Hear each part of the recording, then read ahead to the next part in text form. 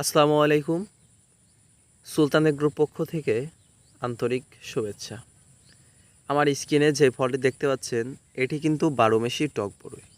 আর এর ধরনটা দেখলে কেউ বিশ্বাসই করবে না যে একটি গাছে এতটুকু ধরন হতে পারে।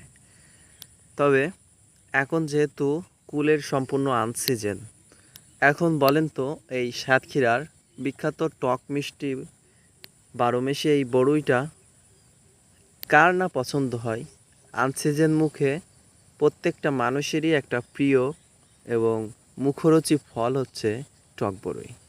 আর টক বড়ই কিন্তু সকলেরই পছন্দ। আমরা মাত্র 1 মাসের ভেতরে আপনাদের মাঝে হারভেস্ট শুরু করব। কুলের সাইজ এবং গঠনও দেখছেন প্রায় একটা মোটামুটি সাইজে চলে আসছে, যা আর 1 মাসের ভেতরে আমরা হারভেস্ট কার্যক্রম শুরু করতে পারবো বলে আশা করছি। আসসালামু আলাইকুম, সকলে ভালো থাকবেন।